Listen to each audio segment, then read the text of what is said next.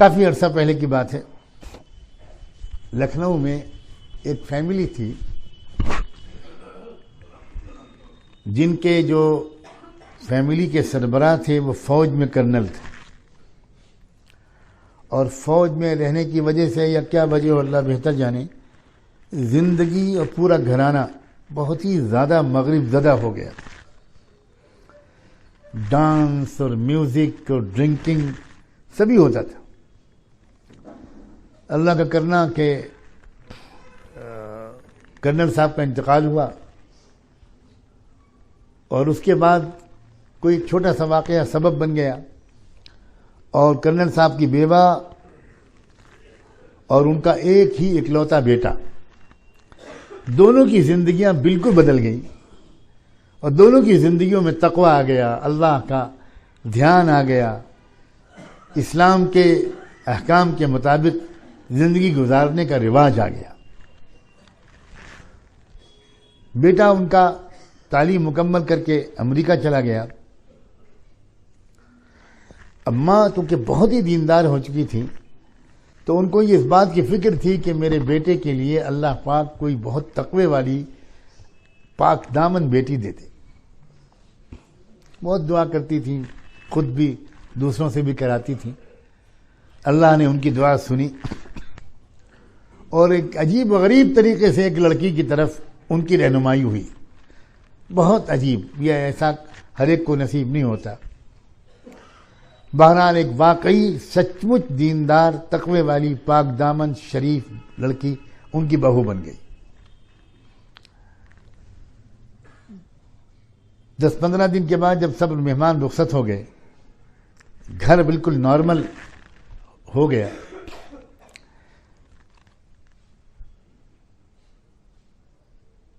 تو ایک دن ان محترمہ نے اپنی نئی نویلی بہو کو بلایا۔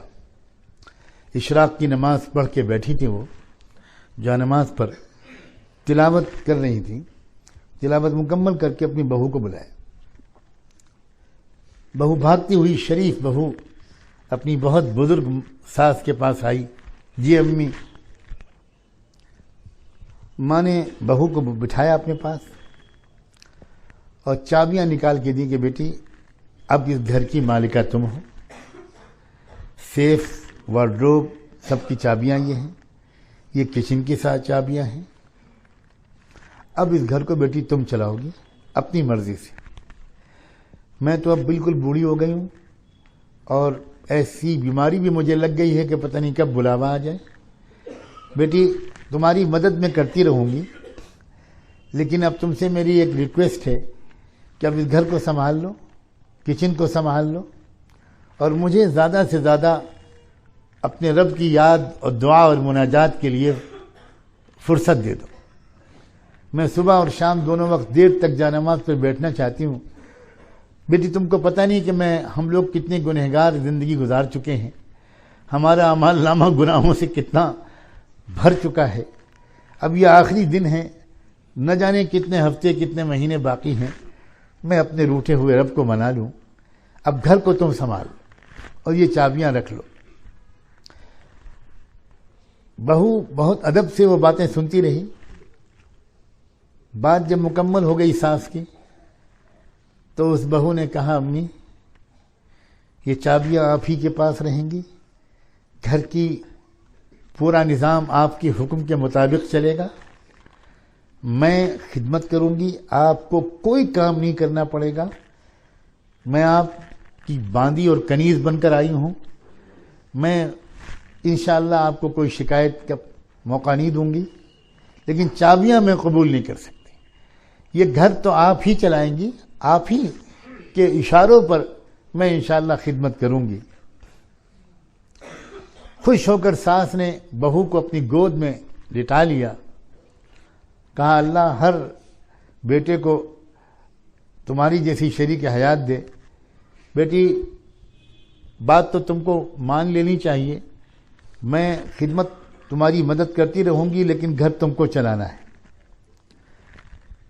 بیٹی نے کہا کہ امی یہ بات تو آپ کی میں مانوں گی، میں سب کچھ کروں گی، لیکن چابیاں نہیں لوں گی، گھر آپ ہی کے حکم کے مطابق چلے گا، بہرحال بہت پیار کیا ساس نے اپنی بہو کو، اور بہو نے اپنی ساس سے آخر میں صرف اتنا کہا کہ امی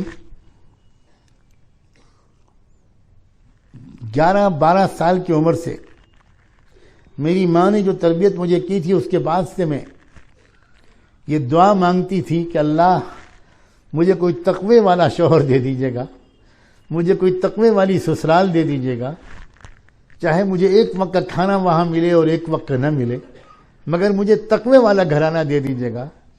امی میں اللہ کا شکر ادا نہیں کر سکتی کہ اللہ نے وہ گھرانہ مجھے دے دیا جس کے بارے میں سوچ بھی نہیں سکتی تھی۔ آپ کے بیٹے بھی تہجد گزار ہیں اور آپ تو جو ہیں وہ ہیں۔